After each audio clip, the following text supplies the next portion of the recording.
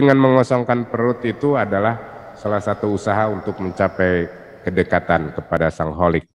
Ya, niat itu keputusan, mengambil keputusan. Mengambil keputusan itu hal yang sangat penting untuk bisa membuat kebiasaan baru ke depannya. Karena manusia itu kan juga dia selalu ingin dilihat kan. Boleh kan ingin dilihat? Berbuat ingin dilihat boleh kan? Boleh. Porosnya daripada sebuah dosa itu menurut Rasulullah al-kadzibu, kebohongan.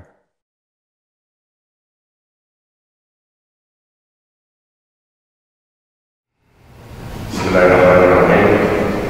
Assalamualaikum warahmatullahi wabarakatuh. Waalaikumsalam warahmatullahi wabarakatuh. Alhamdulillahirabbil alamin. Wassalatu wassalamu ala asyrofil anbiya'i wal mursalin wa ala alihi wa sahbihi ajmain. Amma ba'du. Pertama, bersyukur kepada Allah Subhanahu wa taala bahwa pada sore hari ini di hari kedua bulan puasa kita bisa berjumpa yang kita sejuk yang pada seluruh santri yang ada di rumah kami menjaga agar kalian baik-baik saja dan sehat dan puasa. Ya, anak-anak sekalian, alhamdulillah kita bisa sampai kepada bulan suci Ramadan dan juga masuk hari kedua dari kesempatan untuk beribadah puasa, menjawab seruan Allah Subhanahu wa taala dalam Al-Qur'an dan surat Al-Baqarah ayat 183 tentang tata cara puasa seterusnya. Ya ayyuhalladzina amanu kutiba alaikumus syiyam kama kutiba alal ladzina min qablikum la'allakum tattaqun. Ya, ini firman Allah ini menunjukkan bahwa kita memang berpuasa itu bukan sendirian, artinya pada masyarakat terdahulu masyarakat juga diwajibkan untuk berpuasa. Dan puasanya untuk apa? Ya, diberi oleh Allah targetnya la'allakum tattaqun, diberi petunjuk oleh Allah. Mungkin kalian sejak dewasa ya, sejak hafal Al-Quran, ayat ini kelas 1 ayat ini sudah hafal karena masuk dalam tafsir kelas 1 kan. Kira-kira sudah sering mendengar pengulangan dari ayat ini. Hampir setiap bulan puasa atau menyongsong bulan puasa senantiasa para khotib, para penceramah juga menyampaikan ayat ini. Jangan merasa bosan. Saya pikir tidak mengapa itu disampaikan terus-menerus. Itu namanya intens ya. Jadi penekanan, pengulangan untuk hal yang penting memang perlu dilakukan. Dan tugas daripada para pengajar, para guru, para ustadz, para kiai adalah memberikan penekanan pada hal yang penting yang harus diketahui, harus dilaksanakan. Ayat ini dibacakan saja tidak semua orang berpuasa. Padahal ayat ini hampir setiap tahun didengungkan, terlebih-lebih menjelang bulan puasa. Itu saja masih banyak orang yang belum berpuasa. Apalagi kalau tidak dibacakan, tidak didengungkan. Maka pengulangan seperti ini harus diterima dengan sabar bagi kita yang sering mendengarkan. Kita terima dengan sabar. Karena waktu kita menerima ayat ini waktu kecil juga ya tidak sama dengan pas menerima ayat ini seperti usia sekarang. Waktu kecil mungkin boleh jadi hanya berupaya saja untuk menghafalkan. Pas giliran sudah agak bertambah ilmunya sedikit, bertambah juga persepsinya atau interpretasinya atau tafsirannya terhadap ayat ini. Ya, ketika dikatakan misalkan kutiba alaikumus syiyam kama kutiba alal ladzina min qablikum la'allakum tattaqun, Mungkin terbayang di dalam benak kita bahwa puasa ini, kewajiban berpuasa sudah lumrah berlaku pada umat-umat terdahulu. Kemudian diberlakukan juga kepada kita. Itu mungkin satu pemahaman pada usia tertentu bahwa ini lumrah, jadi jangan merasa sendirian, kira-kira begitu. Kemudian boleh jadi berpikir tentang la'allakum tattaqun, supaya menjadi bertakwa kepada Allah Subhanahu wa taala. Tattaqun, takwa kepada Allah artinya apa? Artinya kita mencoba untuk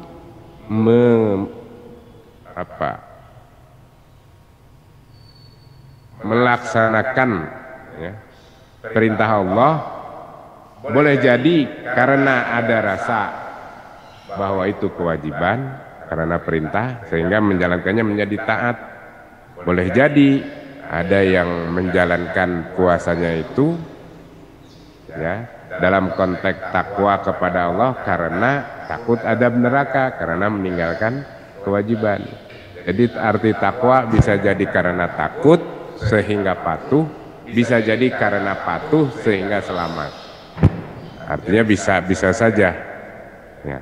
Paling kalau di dalam khutbah Jumat kan sering diartikan takwa itu dalam arti yang sebenarnya menjalankan perintah Allah dan menjauhi larangannya.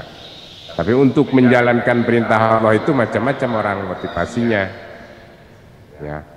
Mungkin pada tahun tertentu karena takut, mungkin pada tahun tertentu berubah karena ingin mendapatkan pahala dari Allah Subhanahu wa taala. Mungkin tahun berikutnya menggabungkan seluruh perasaan itu sehingga menjadi takwa itu suatu yang utuh. Artinya memang kita melakukan itu karena takut kepada adab Allah ya iya, karena kita taat kepada Allah juga ya iya, karena kita mencoba mendekatkan diri taqarrub kepada Allah juga ya iya, dan begitu seterusnya, sehingga seluruh sifat manusia yang berhubungan dengan perasaan untuk melaksanakan beribadah kepada Allah Subhanahu wa taala dengan sepenuh hati tanpa ada paksaan itu menjadi ada kita miliki. Saya menyebutnya sejumlah perasaan-perasaan itu ya.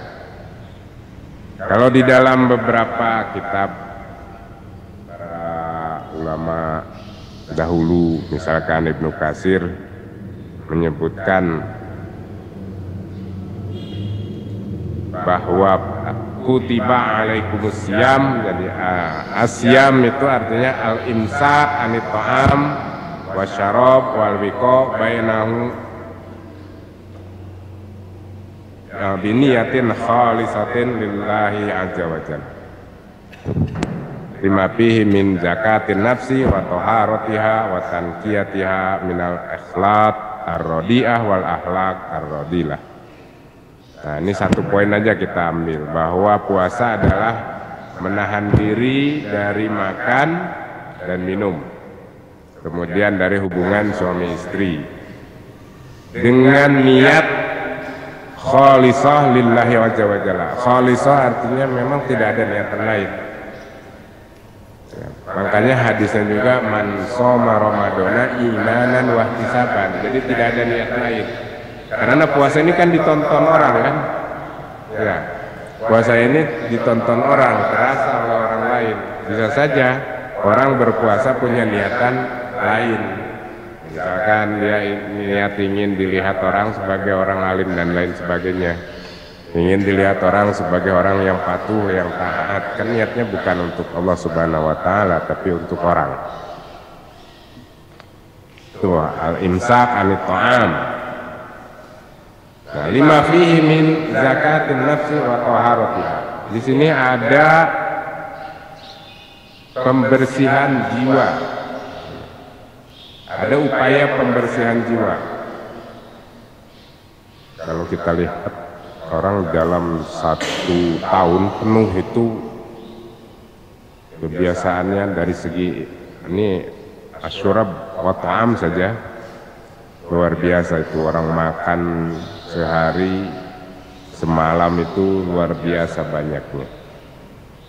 Nah, apapun masuk ya, makanan-makanan ya. Kalau kita kaum muslimin insya Allah kita memilih yang halal, yang thayyib.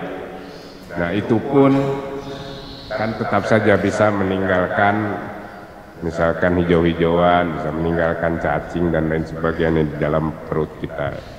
Jadi jangan dipikir bahwa dalam perut kita itu bersih, itu ada dunia, ada kehidupan di situ. Ya, ada kehidupan banyak di dalam perut kita ini, makanya suka ada bunyi buruguk-buruguk itu. Itu guluduk mereka di dunia mah. Mungkin bagi penghuni perut kamu tuh wah ini petir ini kan. Jadi ada kehidupan di situ. Ya. Maka dengan berpuasa sebetulnya kehidupan itu diatur. Maka beberapa penghuni mungkin yang tidak kuat lapar dia akan tumbang. Mungkin dia pikir kiamat ini dalam perut ini. Kenapa nih, apa? Lagi paceklik, nggak ada makanan, nggak ada minuman. Yang biasa pagi-pagi dikasih kopi, seruput kopi nggak dapat. Yang ada pencinta mie ayam juga nggak dapat. Ya. Tapi itu kan saya suka menganalogkan, mengibaratkan seperti di sungai ini, perairan ini sungai. Itu kalau di belakang ini ada Ciberes namanya. Sungainya Ciberes kan namanya. Itu setahun sekali pasti ada pengeringan. Pengeringannya itu kapan? Di bulan Oktober. Pada waktu pengeringan itulah para pekerja dari pengairan memberikan perbaikan, melakukan perbaikan saluran. Jadi bendungannya diperbaiki, tembok-tembok pinggirnya juga diperbaiki. Itu saat ke pengeringan.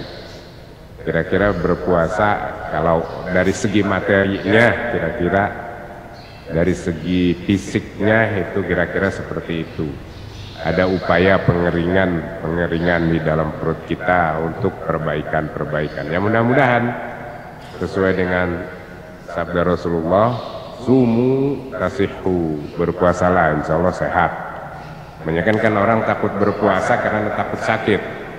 Kalau kita pakai pil yang tadi nih hadis Rasulullah, ya kan pil maknawi ya. Ada yang diminum ya obat namanya. Tapi kalau mau idoh nasihat itu kalau kita yakini benar ya insya Allah menjadi obat juga. Sumu tasihhu, berpuasalah niscaya kalian akan sehat. Ya mungkin proses pembersihan itu. Tazkiyah, pembersihan apa yang ada di dalam perut yang juga berimplikasi pada pembersihan jiwa. Jiwa manusia itu ra'su dzunubi al-kadhib. Kebanyakan tuh yang bohong, yang membawa kepada dosa-dosa itu. Itu porosnya daripada sebuah dosa itu menurut Rasulullah al-kadhibu, kebohongan. Nah dengan berpuasa kan orang bisa saja mengaku kalau dia puasa. Banyak orang-orang itu dia keliling, dia seakan-akan puasa, tampil sebagaimana layaknya orang puasa, tapi sebetulnya dia tidak berpuasa. Kan banyak yang begitu ya. Nah yang begini ini sebetulnya kan mendeteksi manusia mana yang betul-betul jujur, mana yang suka bohong. Makanya Allah Subhanahu wa taala menyebutkan kalau puasa itu memang khusus untuk Allah, karena di situ tidak ada ini. Tidak ada pembuktian ya, pembuktian tertulis bentuknya seperti apa. Orang sholat masih bisa kelihatan. Nah kalau orang berpuasa itu sulit untuk bisa dideteksi. Ya walaupun kita bisa mencium baunya kan, ada yang bau baso, bau sambal gitu kan. Ya ada saja namanya juga manusia kan, walaupun dia memoles sebagaimanapun ya tetap saja kita ini lebih tajam. Orang berpuasa kan hidungnya tajam. Jadi orang boleh saja mengaku atau memoles dirinya seakan-akan berpuasa, tapi Allah Subhanahu wa taala tahu. Makanya itu menjadi khusus untuk Allah Subhanahu wa taala, karena di sini ada faktor kejujuran betul lah yang tahu antara dia dan Tuhan saja, antara dirinya dengan Allah saja, ya. Ya mungkin beberapa kelompok manusia yang lain boleh jadi tahu, tapi kan walaupun tahu nggak pernah bilang, kamu nggak puasa ya, kan nggak pernah bilang gitu. Pura-pura aja kita, tampangnya puasa padahal enggak gitu, kita cium baunya kan, misalnya. Tapi yang jelas, yang paling nyata ya hanya dia yang bersangkutan dan Allah Subhanahu wa taala yang tahu. Ini kan model kejujuran yang luar biasa. Di sini belajar pengawasan, ya, pengawasan diri, muraqabah, syu'ur bi muraqabatillah, merasa diawasi oleh Allah Subhanahu wa taala. Itu yang maksud tazkiyah. Sebetulnya kalau hidup kita selama berhari-hari, bertahun-tahun di dunia ini, selama masih berusia, kita hidup merasa diawasi oleh Allah Subhanahu wa taala, itu sudah luar biasa. Karena manusia itu kan juga dia selalu ingin dilihat. Boleh kan ingin dilihat? Berbuat ingin dilihat boleh kan? Boleh. Cuman minta dilihatnya sama Allah kan? Makanya man shoma Ramadana imanan, karena dasar iman, karena motivasi iman, karena dorongan iman, bukan karena yang lain.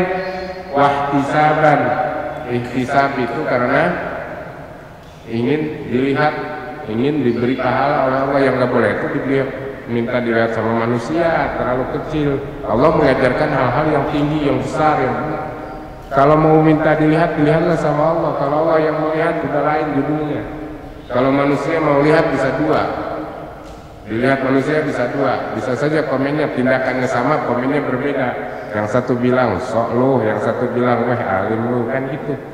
Kalau manusia yang melihat, tapi kalau Allah Subhanahu wa taala yang melihat, karena memang kita ingin dilihat oleh Allah, maka cuma satu. Dan komennya juga cuma satu, Allah menerima ya. Kalau mukhlisan lahudina pasti Allah menerima. Kalau niatnya ikhlas hanya untuk Allah, pasti Allah menerima. Ikhlas itu seperti apa? Pokoknya yang kamu usahakan serius mungkin itu ikhlas. Nggak bisa saya menyebutkan ikhlas itu sebagai membuang barang ke sungai atau kotoran ke sungai, bukan. Pokoknya yang kamu niatkan sungguh-sungguh lillahi ta'ala itu sudah ikhlas pada saat itu. Misalkan kamu ada orang perlu pertolongan, kamu dengan senang hati, tidak karena apapun, tidak karena ingin dipuji dan lain sebagainya, bismillahirrahmanirrahim kamu bantu orang, ya itulah ikhlas saat itu, karena memang niatnya lillahi ta'ala, bukan karena orang itu, tapi dia menolong karena Allah Subhanahu wa taala, bukan karena yang lain, ya. Itu namanya ikhlas. Saat itu terjadi. Nah, dia terikat oleh waktu. Jadi waktu itu, saat itu, di situ dia melakukan sesuatu lillahi ta'ala, sudah ikhlas, langsung dicatat oleh malaikat itu.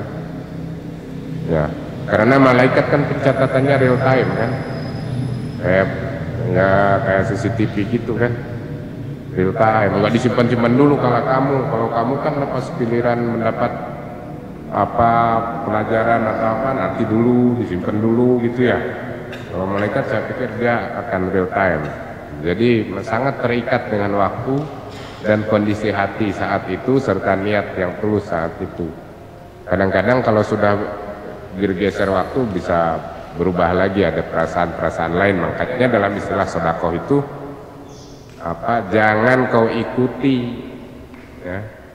Qaulun ma'rufun wa maghfiratun khairun min shadaqatin yatba'uha adza. Yatba'u itu kan belakangan. Artinya waktu awalnya boleh jadi pas sedekahnya dia ikhlas. Tapi pas belakangannya ini, pas waktu yang berikutnya yang berubah, ya, misalkan seperti itu.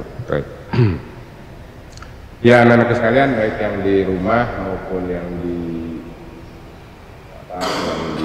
pondok, di sini ada yang di pondoknya ada kelas 5, ada kelas 6 juga, ada S1 juga. Kita lanjutkan. Dengan zakatun nafsi wa taharatuha wa tanqiyatuha minal akhlaq ar-radilah. Ar-radiyah wal akhlaq ar-radilah. Jadi kan manusia selama perjalanan panjang 1 tahun itu banyak perasaan yang muncul, banyak tingkah laku yang muncul yang boleh jadi memengaruhi tingkah laku kita, karena kita bergabung, ya makhluk sosial bergabung dengan orang lain, boleh jadi terinspirasi ya untuk melakukan hal yang tidak baik, boleh jadi kita ada suudzon, kita tidak melakukan, tapi karena ketemu orang bahwa kita curiga, kita suudzon sama orang lain, kan boleh jadi seperti itu. Itu hal-hal yang mencampuri tingkah laku kita banyak selama 1 tahun ini ya. Itu dari satu sisi. Kemudian juga al-akhlak al-akhlak ar-radilah ya, tingkah laku yang tidak baik, tingkah laku yang disaksikan, yang kita dengar, yang kita rasakan, yang boleh jadi kurang baik. Itu kan bisa menginspirasi untuk melakukan perbuatan yang kurang baik juga. Boleh jadi misalnya ketemu dengan orang malas, melahirkan malas, kan gitu, dan begitu seterusnya. Ketemu dengan orang rajin, itu membuat kita rajin, yang mana juga manusia su'ul huluki yu'di. Nah, kalau perilakunya buruk itu pasti akan menular. Nah, bagaimana sekarang kita berusaha menularkan perilaku yang baik ya, al-amru bil ma'ruf wa nahyi 'anil munkar. Nah, dalam 1 tahun perjalanan seperti itu, maka dalam 1 bulan puasa kita mencoba mensucikan diri, tazkiyatun nafsi, baik dari segi makanan, sisa makanan yang kotor dan lain sebagainya yang ada pada diri kita. Tapi yang terpenting adalah cara berpikir dan hati ya, cara berpikir yang tadinya karena berbagai macam pengaruh, karena interaksi sosial, karena informasi yang didapat misalkan membuat kita tidak begitu baik, maka dengan berpuasa, karena banyaknya larangan-larangan itu kan ya, kemampuan menahan dirinya kan dilatih. Manusia kadang-kadang, wah saya tidak kuat, bohong, nyatanya pas disuruh puasa kuat, bisa berdisiplin. Yang penting ada iradah, dimulai dari niat. Niat itu keputusan, mengambil keputusan itu hal yang sangat penting untuk bisa membuat kebiasaan baru ke depannya ya. Jadi make choice, mengambil keputusan itu penting. Kamu belajar atau tidak belajar, kamu beribadah atau tidak beribadah, kamu puasa atau tidak puasa, itu diawali dari mengambil keputusan. Perbuatan besar, kebiasaan yang baik juga mulai dari mengambil keputusan. Kalau kalian memutuskan diri untuk setiap habis subuh saya akan baca Quran 1 juz, maka keputusan yang kamu ambil itu nanti akan mendorong kamu untuk melakukan yang lebih rutin. Karena tadi sudah mengambil keputusan, maka di situ ada keinginan. Dalam otak kalian ada keinginan untuk melakukan apa yang kamu putuskan. Karena ada keinginan untuk melakukan yang akan kamu putuskan, maka muncullah self disiplin, mulai start di situ. Saya setiap, kan baru startnya kan ngambil dari keputusan kan. Setiap habis subuh saya akan baca 1 juz. Maka disitulah self disiplin mulai beroperasi, mulai start. Ketika kamu melaksanakan, maka kamu sudah mulai membuat tindakan ya, yang itu nanti bisa menjadi kebiasaan baru kamu, habit kamu, kebiasaan baru. Besoknya lagi ada godaan malas, udahlah nggak usah, misalkan dalam pikiran hati untuk agar tidak melanjutkan baca Quran setiap subuh itu, tidak, saya ada perjuangan di situ karena tadi udah ngambil keputusan. Perjuangan apa? Untuk mempertahankan self disiplin tadi. Akhirnya terus begitu 2 kali, 3 kali, 4 kali, 5 kali, 6 kali, maka itu menjadi habit. Kamu sudah nggak berat lagi. Seperti kamu tadarus sekarang. Kalau orang yang belum pernah baca Quran, kalau kalian kan biasa ya. Kalau yang jarang baca Quran, ketika baca halaman pertama beratnya minta ampun. Dapat 1 halaman itu berat sekali. Dapat 2 halaman dipaksain, agak kurang beratnya. Dapat 3 halaman agak kurang. Kesananya tiba-tiba menggelinding, bagaikan ada dorongan ya menggelinding sendiri itu. Ya kalau tadi di gigi pertama itu agak berat, gigi 2 agak berat, kalau sudah masuk ke gigi 3, gigi 4 sana sudah luar biasa. Kadang-kadang berhenti saja malas, pengennya terus saja membaca Al-Quran. Itu kira-kira. Jadi ketika itu sudah menjadi kebiasaan, maka kekuatan itu akan muncul. Dan yang berat, yang tadinya dirasakan berat menjadi ringan. Seperti kamu bangun pagi itu, ya bangun pagi itu kalau tidak didukung oleh disiplin, oleh self disiplin, nggak bakalan bisa merubah kebiasaan dari yang jam 7 menjadi jam 4. Jauh sekali rentangnya 3 jam. Ya. Tapi dengan adanya dibantu self disiplin, kemudian dia dengan senang hati setiap jam segitu akan bangun. Dan tidak usah pakai keamanan untuk pintu juga. Pasti sebetulnya dia bangun. Matanya sudah bangun, cuman masalah kalau dia tidur lagi self disiplinnya aja kurang kuat. Kalau self disiplinnya kuat, dia akan terus mudah. Coba kalau semuanya kamu pikirkan puasa. Nanti saya puasa ya, tidak makan. Kebayang aja tidak makannya, udah lapar duluan. 1 hari penuh berarti 12 jam. 12 jam. Durasinya berapa jam? Hah? 14 ya. 1 hari penuh. Masya Allah, 1 jam saja saya nggak kuat lah. Saya kan mah, oh keren segala dibangkit-bangkitin. Mahnya diingat-ingat, padahal pas giliran jalan aja puasa lewat. Mah jadi hilang semuanya. Ya.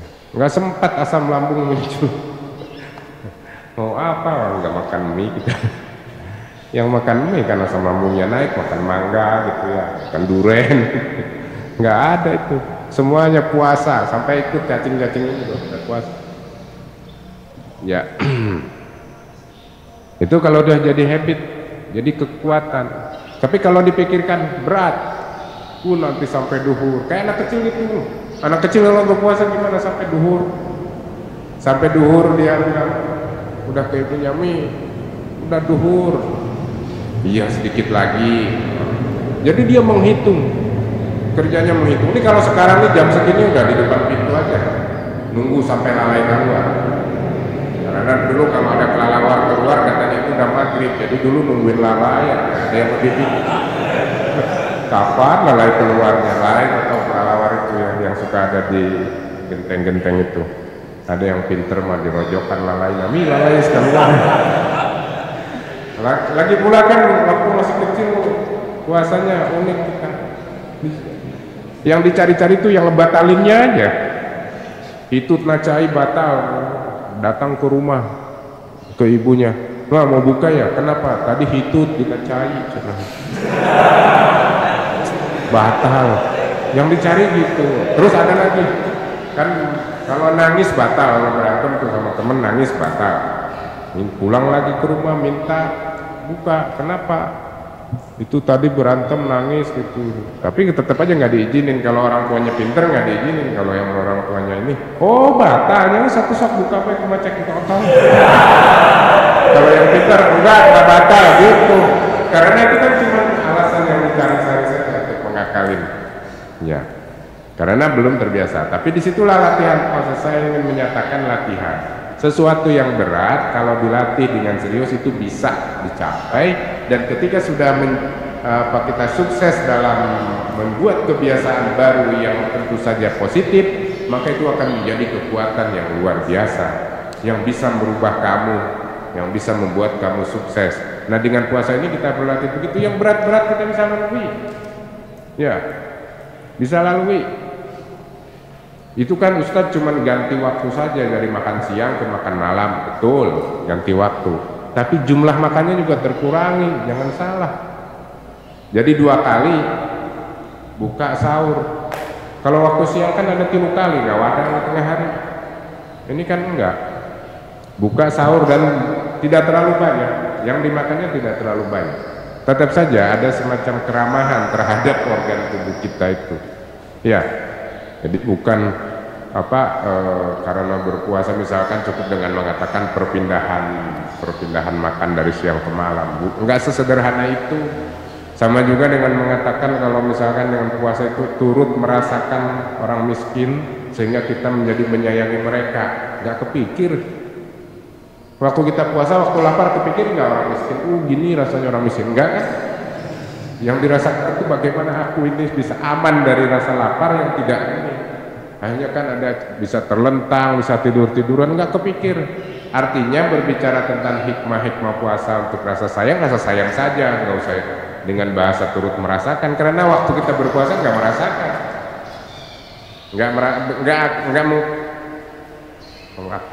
mengkonek, menghubungkan antara kondisi kita dengan orang miskin itu nggak dalam pikiran. Kita berjuang sendiri aja untuk bisa menahan rasa lapar sudah luar biasa. Perasaannya fokus pada diri kita, betul-betul fokus pada pembinaan karakter kita.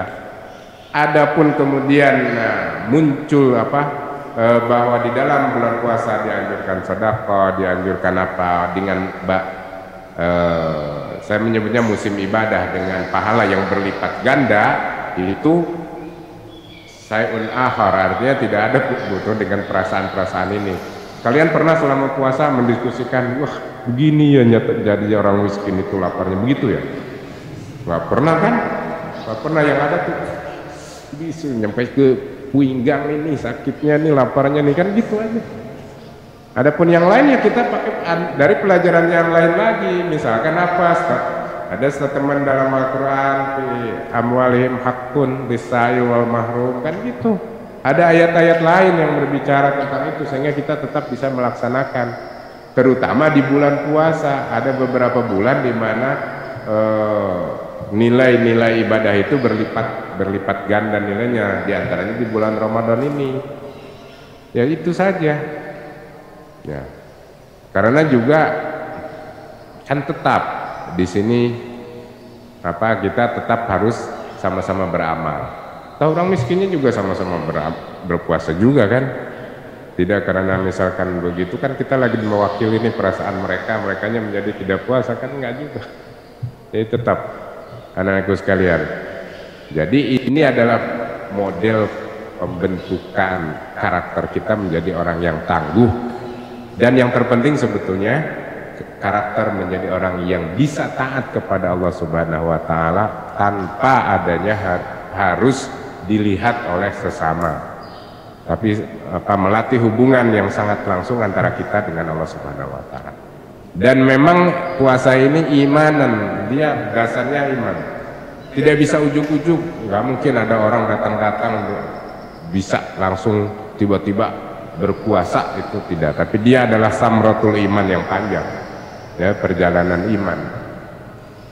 Dia merupakan pewujudan dari atau buah dari keimanan, kemudian aktivitas diwujudkan keimanannya itu dalam menjalankan ajaran-ajaran syariat, maka puasa bisa ketemu, bisa gampang, bisa mudah, bisa masuk. Tapi kalau tidak begitu nggak bisa ujuk-ujuk ya, karena kan awalnya kan mesti syahadat dulu kan. Kemudian kalau dia sholatnya bagus, bisa sholat, insya Allah puasa bisa. Tapi agak sulit misalkan yang tidak sholat untuk bisa menjalankan ibadah puasa. Sholat aja yang tidak berisiko kelaparan, yang tidak berisiko menahan lapar ditinggalkan, apalagi puasa yang berisiko menahan lapar. Itu logikanya. Tapi dari semuanya ini yang terpenting adalah bahwa kita diberi kesempatan untuk berpuasa, diberi kekuatan lahir dan batin, kemudian mudah-mudahan dapat manfaatnya. La'allakum tattaqun. La'allakum tattaqun artinya kita bisa lebih waspada, lebih hati-hati dalam hidup, tentu saja dengan bimbingan-bimbingan yang diajarkan oleh Allah Subhanahu wa Ta'ala melalui Rasulullah SAW. Ada banyak hadis yang kalian pelajari, ada kitabul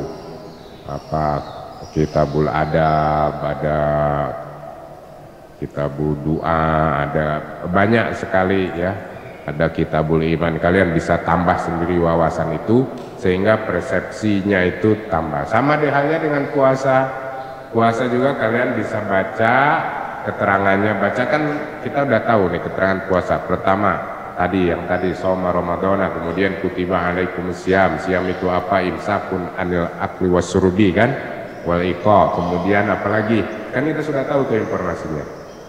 Kemudian ada syahrul Ramadan, syahrul fihi nuzilal Quran, barokah, Lailatul Qadar. Semua nilai kebaikan itu numpuk di bulan ini. Maka mari kita isi, kita manfaatkan sedapat mungkin untuk bisa menjadi yang terbaik. Ketika 1 bulan sudah tercipta kondisi yang baik, yang tadi saya sebut kebiasaan tadi, habit tadi, ya, kebiasaan kita kan dengan puasa kita menghentikan untuk ghibah. Karena apa? Ketentuannya kan kalau bisa kita masih bicara ghibah, Allah nggak perlu kita lapar dan ini. Yang diperlukan itu adalah pembentukan karakter, ya. Kemudian kadzib, kan nggak boleh. Ya, Allah nggak ada kepentingan dengan lapar dan minum kita yang dihentikan, tapi kadzib ini yang harus dibasmi, gitu. Jadi ada sikap-sikap, tingkah laku kita dan kondisi hati kita yang memang dengan berpuasa ini harus dibuang.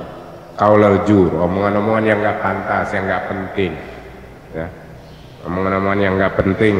Kan ada yang penting, yang wajib diomongkan kan, kayak kul a'udzu birabbil falaq, itu kan penting.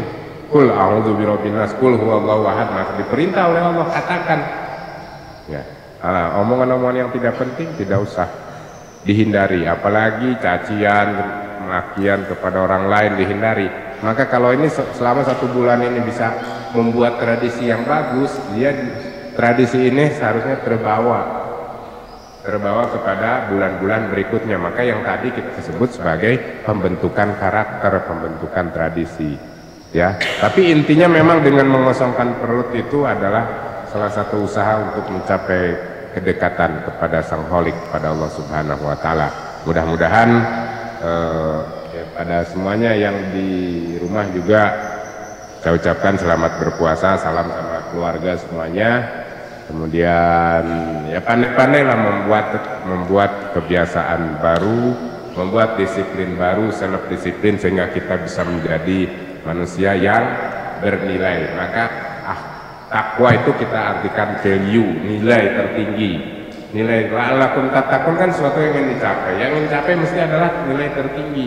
Bukan hanya takut, bukan hanya apa seperti yang tadi di awal saya sebutkan, tapi yang terakhir adalah bahwa takwa adalah value, nilai tertinggi yang ingin kita capai. La'allakum tattaqun. Hadanallahu wa iyyakum ajmain. Wassalamualaikum warahmatullahi wabarakatuh.